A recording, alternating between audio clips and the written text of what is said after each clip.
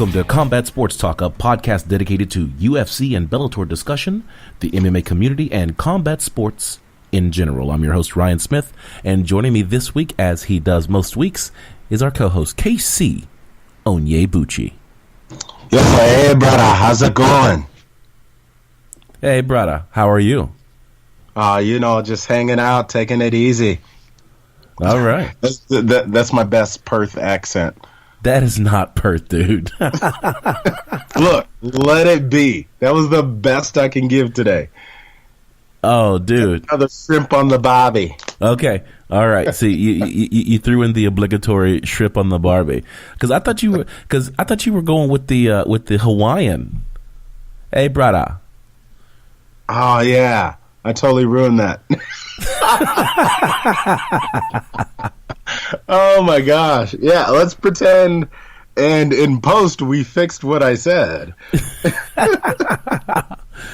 Well, that was terrible. I'm coming to you from Fort Lauderdale, Florida. So I am once again not in the hot box where I normally record the show. That's all right. You know, you're a rambling man. Hey, you know what? It is 80 degrees here. Like everywhere else in Texas, it's like freezing. 80 degrees here. Yeah, you definitely got the best of that travel situation because I am not digging winter. I am not cut out for this thing. Yeah, winter is not coming to Florida. But we have a card to get to. So what do we have? Absolutely. Well, Robert Whittaker may have gone down with a staph infection, but the lights in Perth, Australia shined with the middleweight interim fight between former UFC middleweight champion Luke Rockhold and Yoel, the Soldier of God, Romero. Don't forget Jesus. Don't forget Jesus. But before we talk about that match, let's run down some of the key results from the card on the official decision. The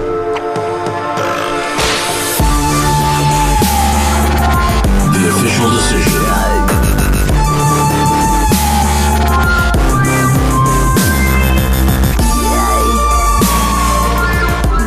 This is the official decision. Now, normally in the official decision, we go through every single fight on the card and give the results. And, you know, one of the things I'm realizing is that for a lot of our fans out there, they've either already seen these fights, they already know the results. So let's just focus on the key fights on the card. And there were two. One of them was the co-main event between Curtis Blades and Mark Hunt. Remember, Mark Hunt was originally supposed to fight in Sydney, but he was taken off the card because of his potential CTE, chronic, what is it? Yes, at least this time it was you and not me who couldn't remember what CTE stands Chronic traumatic encephalopathy. There you go. There it is. Boom. Did you look that up? No, I didn't. It just came to me when I was like, wait, I forgot. But then it came to me. So there was a concern that that Mark Hunt might be suffering from CTE, which is kind of, it's more associated with head trauma due to the NFL football players. But he had expressed in an interview that he had been experiencing some similar symptoms. So the UFC is like, screw that. We're not putting him in the octagon. We're not going to be liable for this guy. Rightly so. Created a huge row. You know, you were even upset, calling Dana White all kinds of names. Yeah, because Dana White wasn't really... I have a very hard time believing that Dana White's number one concern is fighter safety or health. Like, it's fighter pay. That's his number one concern. Yeah. 100%. He's like, how can I make sure these guys never make as much money as boxers? Okay. So Mark Hunt finally got cleared. There was another fight in Australia. And the big thing is that when you are a fighter and the UFC comes to your hometown, especially whenever you're, and not necessarily his hometown, but to your home country, you know, fighters leap at the chance at trying to fight on a card in front of their home countrymen. So Sydney was out for Mark Hunt, but he got cleared for the Perth, Australia fight. And so he was facing Curtis Blades, who Curtis Blade is a giant of a heavyweight. That guy is massive. I feel like that's what you want out of a fighter, though. Someone who's just that imposing figure in the ring where you're like, yep, there's no way there's no chance I would have against that guy. So think about this. Curtis Blades' reach was 8 inches longer than Mark Hunt. So not only was Mark Hunt like half the size of Curtis Blades, but he would have to get like a yardstick just to be able to I guess not a yardstick, but a ruler. To be able to hit Curtis Blades. Yeah, but that's awesome because he's such an imposing figure in the octagon. I wonder if this means some good stuff happening. I mean, what did you see out of the fight? Was this everything that you were hoping for from the heavyweight bout? Yeah, it was exactly what I thought it would be. I mean, you have someone like Mark Hunt, who is a knockout artist. I mean, even though he is small in stature, the dude packs a punch. And in the first round, he rocked Curtis Blades. Could have finished the fight there. Curtis Blades looked like he was going to go out, and then Curtis Blades, being a fairly good wrestler, was able to get the fight on the ground, give him some room to recover, and in second and third rounds, he just gassed Mark Hunt out. He's a heavyweight. He's got one round in him. Yeah. The other thing to note about Mark Hunt is the fact that he's the oldest fighter on the roster. Like, this dude is like 43. He's going to be like 44 this year. That's crazy. I mean, what's interesting to me about that is both of these guys. I mean, clearly Mark Hunt is not favored by the UFC brass, so this could very well be his very last fight within the UFC. And that was Curtis Blades' last fight on his contract. So one has to wonder, does this mean that both fighters go to Bellator? Neither of them go? Like this, that presents some interesting... just because the age and contract issues, like, that creates an interesting move within the heavyweight division. Well, I don't know about Mark Hunt. Mark Hunt says he wants 3 more fights. But wants versus what he actually gets. Yeah, we don't know. But Blades has 1 fight left on his contract. All right. But you're right in the fact that Blades is looking towards Bellator. I actually have a quote from him. He says, Bellator has been offering guys fat contracts, and those heavyweights aren't nearly as good as the ones in the UFC. So the entitlement is there. The enticement is there. Lesser competition for more money.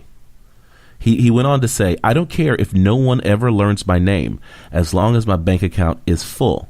Because I'm not getting hit in the face just because I like it. I know there are guys who enjoy getting hit in the face. They enjoy the rush. They enjoy the adrenaline. I don't. I don't like getting hit in the face. It pisses me off.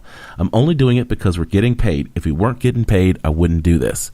And so this guy is clearly coin operated, and he has no qualms with going to Bellator, where in their heavyweight Grand Prix, they really only have 3 true heavyweights. So they need big fighters like him. This is a great opportunity for him to leave. Well, one has to wonder if this is this the guy that the UFC throws their weight behind to really try to restore some balance in their divisions, because they can't afford to lose any more fighters, the UFC that is. But at the same time, they seem very, very determined to hold the line on how they pay their fighters. Dude, they've thrown their weight. They've made their choice. The guy's name is Francis Ngannou. This is true, yeah. Yeah, so Blades is on the outside looking in. I mean, I don't know what they do with him here, but if Bellator tries, I'm pretty sure that after that one fight, he would be willing to go. Let's go on to the main event. Yoel Romero defeated Luke Rockhold via knockout face destruction in round 3. Oh, that was a thing of beauty to me. Just so I know you and I talked a little bit before the show, and I'm wondering if your feelings have moved on this. But it was a crazy. It was reminiscent to me of Silva in UFC 199, where he sets up the knockout punch by throwing a punch to the thigh, is how that gets set up, and somehow Luke Rockhold gets caught with a punch to the thigh, and then the uppercut that just sent him to the Twilight Zone. So how does a fighter get caught with a thigh punch as a setup? Like that was crazy to me. So I saw Yoel Romero throw and land a thigh punch, but the knockout punch was actually an overhand left. He caught him with an overhand left, and Luke Rockhold goes down and is basically sitting on his rear next to the cage, and then Yoel Romero comes in with an uppercut from the deepest, darkest bowels of hell. But it had to be done that way. Like, I know that you feel like that was an unneeded ending punch, but time and time again, a fighter has been allowed to stand back up, and we're all like, no, clearly that guy was out, and he was able to salvage a round. So Yoel did the right thing his job is to finish the fight, and he did just that. Okay, so yes. So, for the listeners, I sent KC a message saying that the uppercut was unnecessary-ish. Like, yes, I recognize that he needed to finish the fight because just rocking Luke Rockhold, pun intended, wasn't sufficient. That Rockhold wasn't finished, so you had to throw more punches. But to rear back like you're getting ready to bowl a bowling ball down the lane, and then finish him with an uppercut that basically sends him 3 weeks ago. Like, Luke Rockhold's waking up, he's like, man, Florida's pretty nice. Like, no, dude, you're in the octagon in Perth, Australia. That was 3 weeks ago. Surprise! I mean, it was brutal. Like, when he actually stood up after he had come to, like, his chin, like, I swear that his bottom teeth went through his chin. I don't know how it was bleeding, but it was bleeding. Like, it was just the most bizarre thing. The way he just kind of stared off into space, like he was awake and he was oriented in the proper direction, but he was not there for at least 3 minutes. I understand that it's brutal and you want to protect the fighters, but to me, that's that's a big part of the fight game. It's I think Rockhold was in a bad spot, and the ref was way off. The ref was too far away, to be honest. Whenever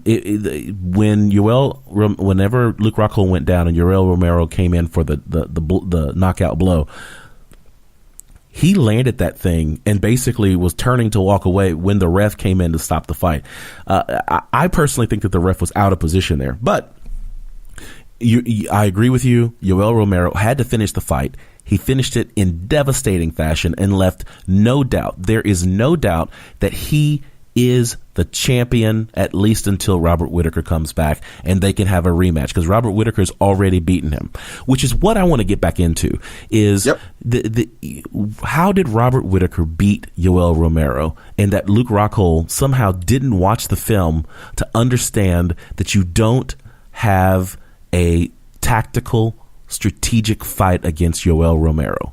The thing about Yoel Romero, for those who haven't seen Yoel Romero fight, is the fact that Romero is this freak of nature, this human specimen that looks like he has been chiseled out of freaking marble, and he has unbelievable lightning speed. But the problem is his Achilles heel is the fact that he's only got about 2 rounds in him. That if you can go and you can press the pace and you can make him tired, that you can greatly diminish Yoel Romero's speed and power just by exhausting him. Oh yeah, 100%. And I really like Jimmy Smith, because Jimmy Smith, he's the color commentary guy for the UFC, replacing Joe Rogan. He's like, Yoel Romero has 2 speeds. It's what was it? It was like he unloads and then he reloads. So what you have to do is you have to make sure that you're ready for Yoel Romero to unload and do all of these amazing, just brutal, devastating blows, and then after he does that for 30 seconds and gets tired, then he reloads, and he'll spend a good 2 minutes of a round getting his breath, trying to pace himself, and getting ready for another phase of unloading. And so what you have to do is you weather the storm whenever he unloads, and then you press the pace while he's trying to reload. And if he never gets a chance to reload, then you have a wonderful chance of beating him. And that's what Robert Whittaker did, that Luke Rockhold didn't do. Luke Rockhold actually ate a lot of punches in the first and second round as well. And maybe that was part of his strategy to his strategy. Just let it be, man. Just got him. All right, that's fair. But that had to be the plan to try to gas Romero out. Just let him punch himself out. Use your face. Well, I mean, it was a typical Luke Rockhold type fight where he stalks his opponent, throws a couple of nice leg kicks, some good boxing, but never actually overwhelms his fighter. And what happens is that when he does that, he leaves himself open for big shots, and he took another one tonight, or that night, Sunday night, Saturday night, whatever, Monday. I don't know what day it was. The day the UFC fights. Well, it's because they were fighting in a whole nother place. That's why. Yeah, it was kind of an off cycle because they were actually fighting in the morning in Australia, but it was Saturday night here in the US. Great excuse. So that's it. Do you have anything else for this card? No, I'll let that go. All right.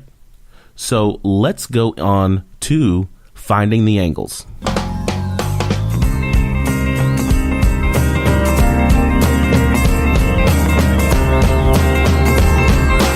Finding the angles.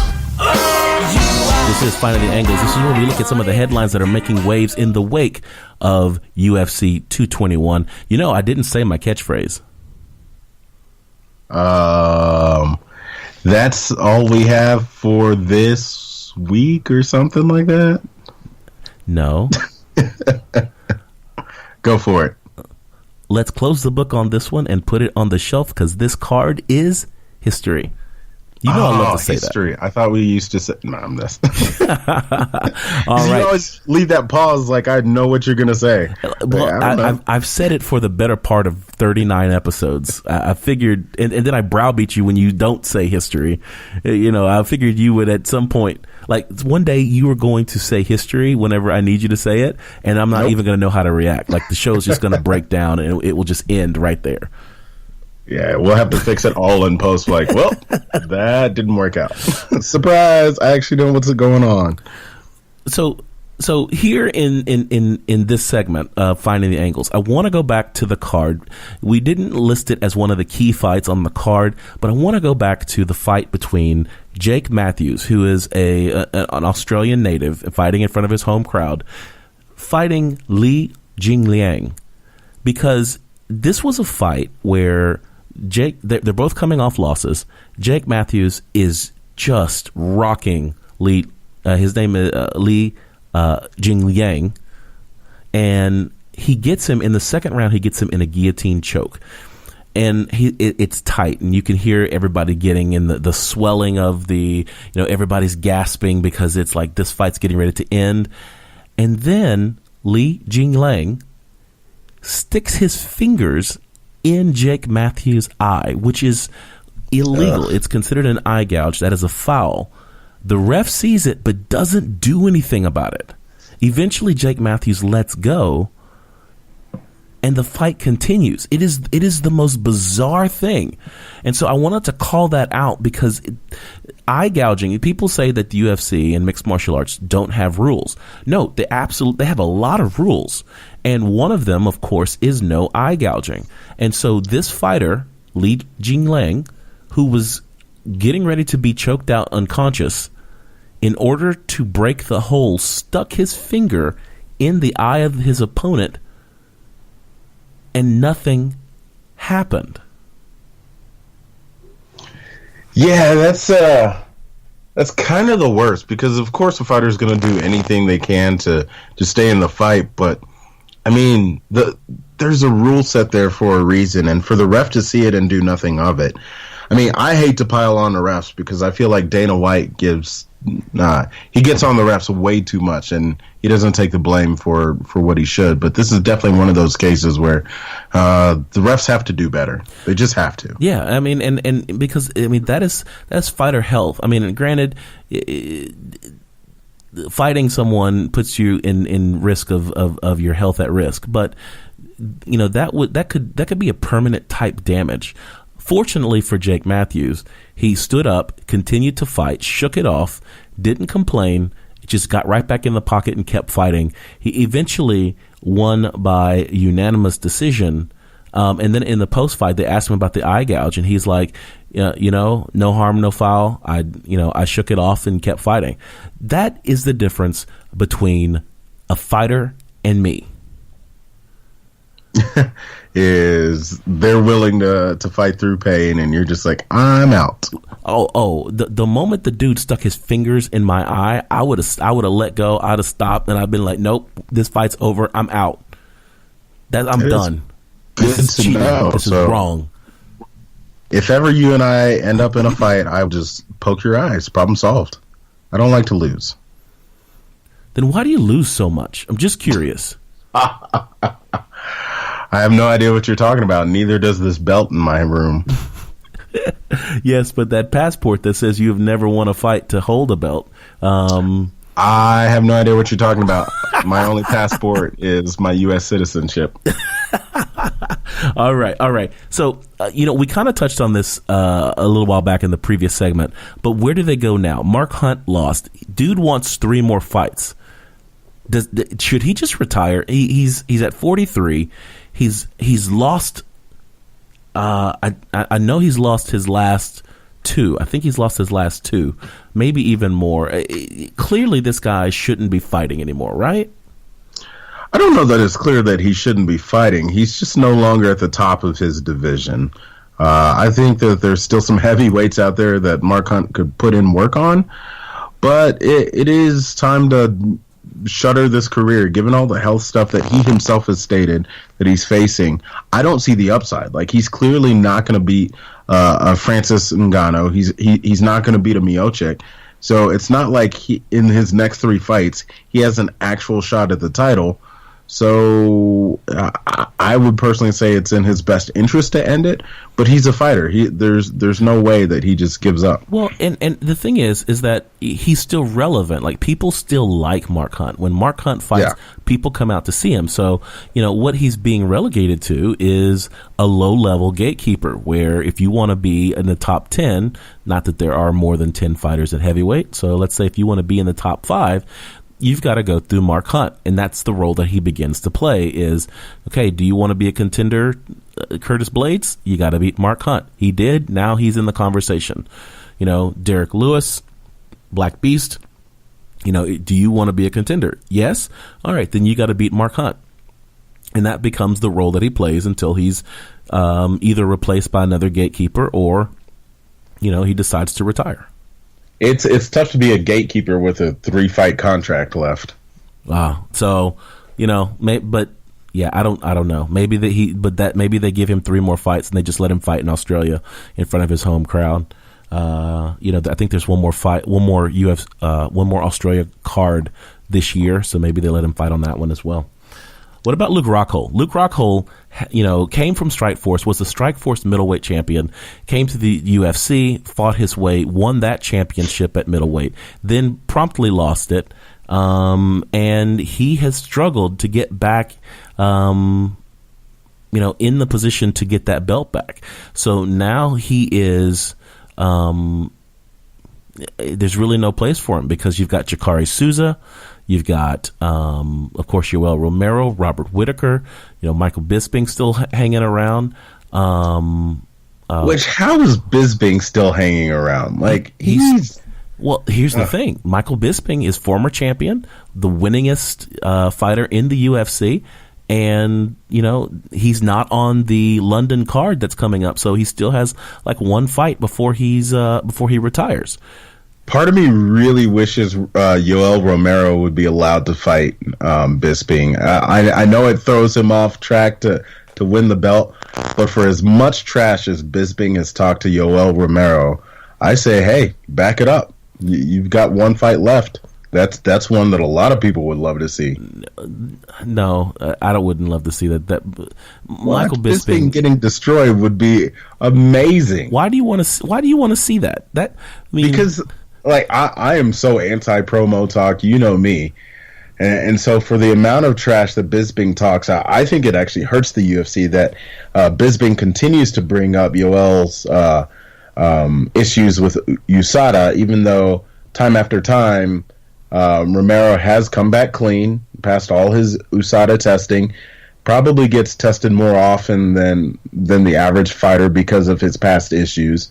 And yet Bisping continues to taint the name of Romero with these steroid allegations simply as a way of ducking him. And I feel like that's the coward way to handle that. Well, Yoel Romero has his sights set on Robert Whittaker. He finally gets his title shot, even though this was supposed to be a title shot. But before we go on to that, Luke Rockhold is talking about possibly going up to light heavyweight. I think that's problematic, though, because light heavyweight will also be occupied by his current teammate Daniel Cormier moving up to heavyweight, and possibly another teammate in Cain Velasquez, which we talked about 2 weeks ago, potentially moving down from heavyweight to light heavyweight.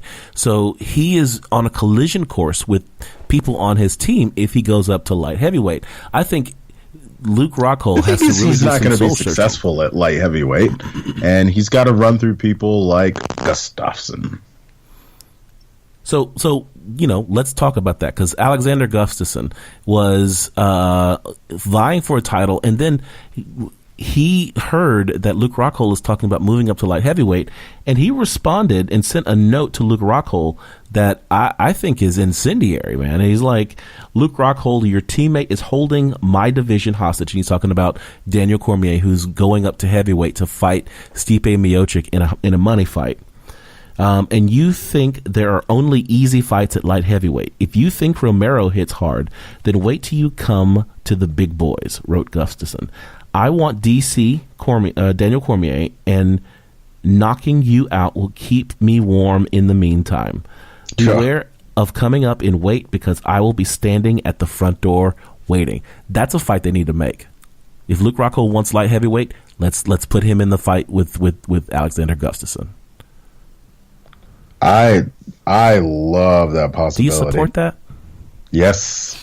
The thing is, Luke Rockhold, like, I don't believe that just because you were good at one weight class, you should get to jump the ranks. So I think Gustafsson is probably a good level to start at, and a great way to get your face bashed in. Well, so, for those people out there who, we don't talk about Alexander Gustafsson a whole lot, and it's for a good reason, because the dude fought one time in 2017 and only one time in 2016. So he doesn't fight very often. But on his record, he has two major losses. He has a split decision loss to Daniel Cormier and a split decision loss to John Jones. Both cases, there were people who argued that Alexander Gustafsson really won those fights. And so this is a perfect case of a guy, when we talk about there is a John Jones who is the apex of light heavyweight, and Daniel Cormier is his second. The clear third is Alexander Gustafsson. And so I'm concerned that Luke Rockhold jumping up in competition and in weight to Alexander Gustafsson is going to have a very inauspicious entry into the light heavyweight division. It's going to be bad news. Yeah. We'll see. All right. So I don't think it's actually going to happen personally. I think Luke Rockhold's got to come to his senses and realize this fight game has been great, but it's passed him by. Wow. That's harsh. I don't know that it's passed him by, but he definitely has to do some soul searching. I think that he needs to look down and start building some momentum with some easier fights at middleweight. Well, I think this just speaks to the issue that the UFC has, where they can't keep recycling talent that is mediocre. If you're going to have mediocre, at least give me fresh blood in there who has upside.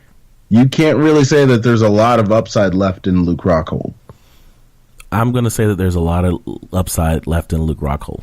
I'm going to dispute you there, and I have faith that Luke Rockhold is going to come back. I don't think the move to light heavyweight is the right decision, but I think that there's still some fight left in that man. Let's talk about Yoel Romero.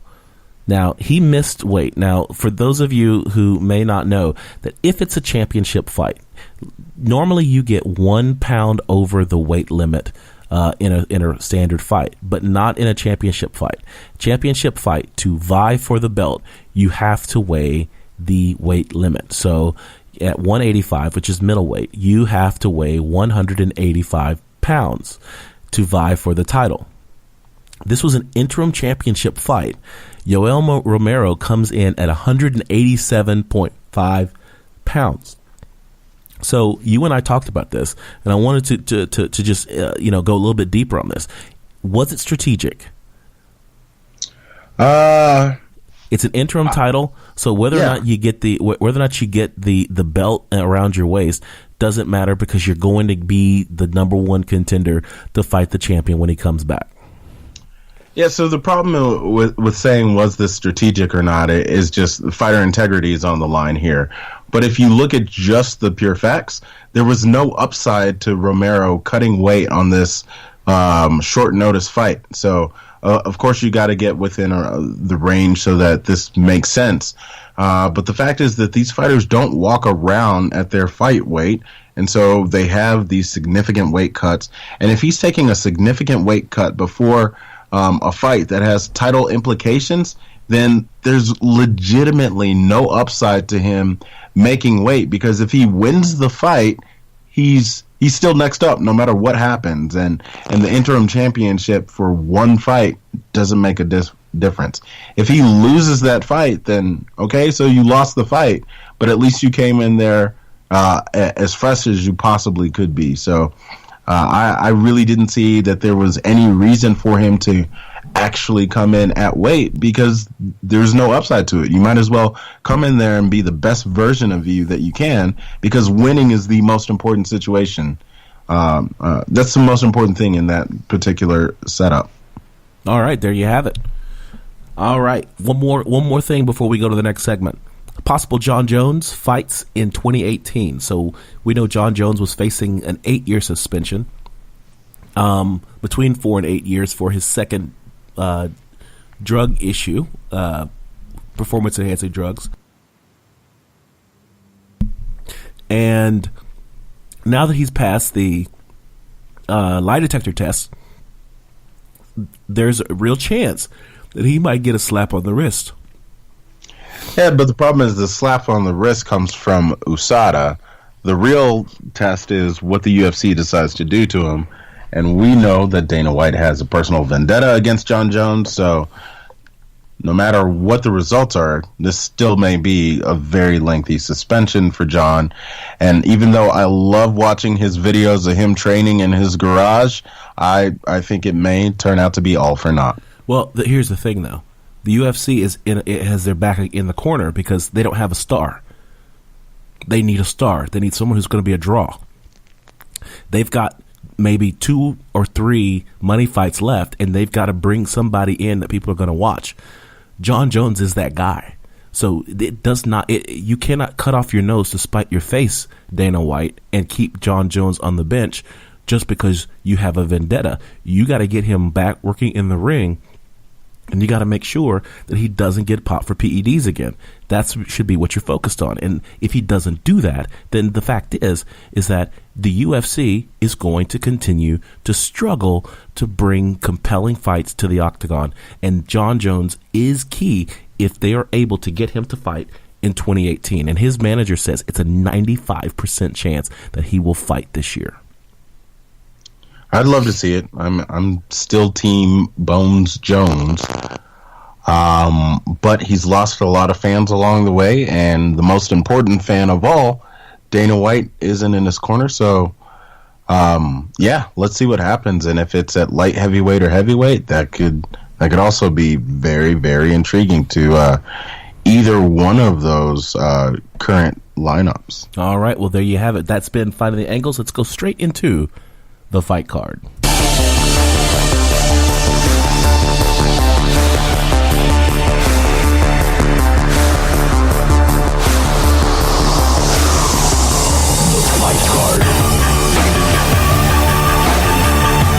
This is the fight card. This is where we look at the fights that are coming up this weekend.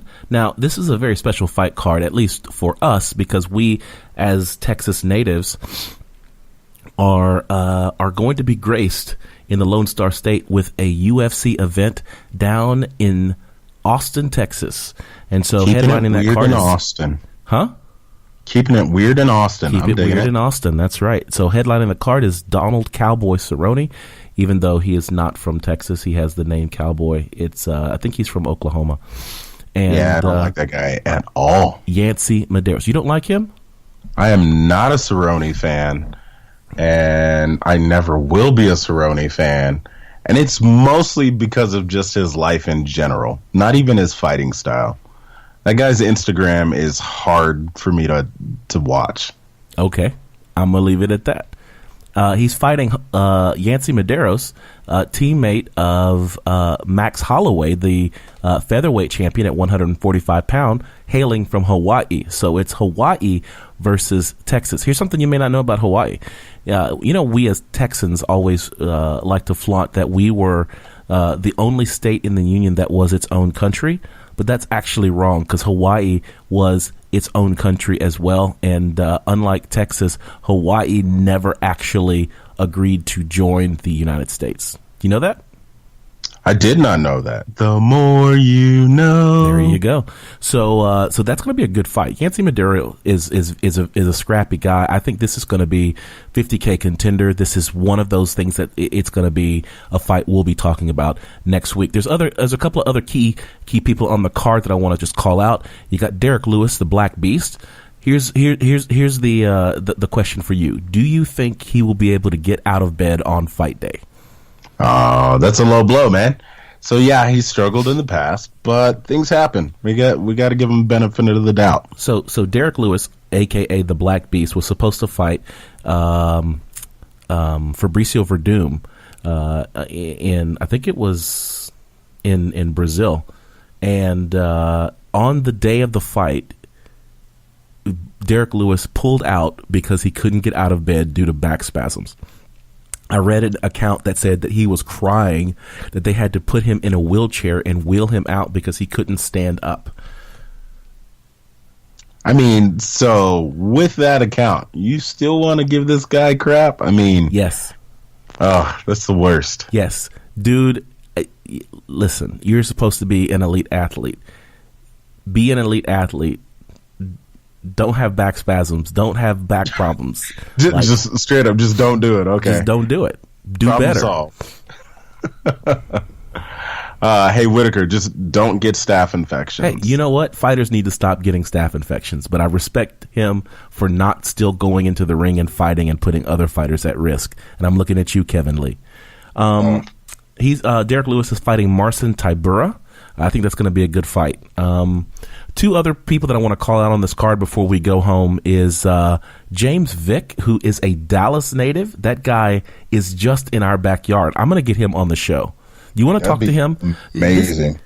This guy is an amazing specimen, because he's like 6'3", and he's fighting at like lightweight. Like, this guy should be fighting at like light heavyweight. But he's able to make the cut down to like 155, and he's just blowing people out of the freaking water. It's amazing. And then your favorite guy from Katy, Texas, Super Sage Northcutt, is fighting in Austin in the Lone Star State. Boo. This is like the card of people that the UFC loves and I just can't stand. So I'm confused. I thought you were on the hype train, right? Was I? Yeah, hold on. We'll have to go back to the tape on that one.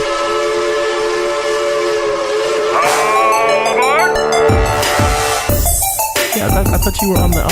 No, I'm just kidding. The hype train.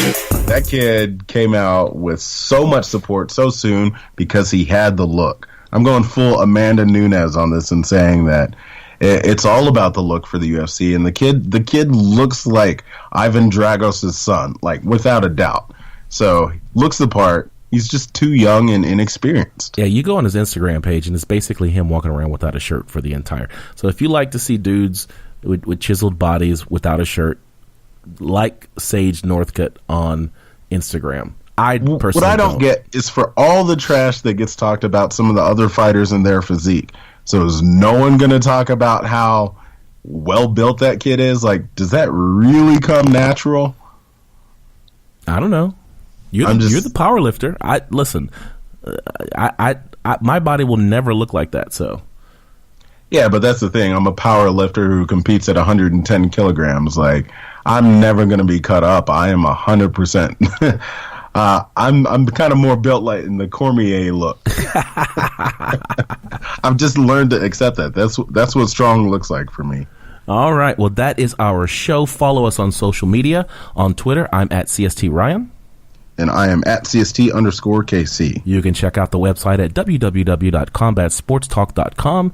And you can find us on iTunes, SoundCloud, Facebook. Please like our Facebook page like the other 10,000 people around the world. And Instagram.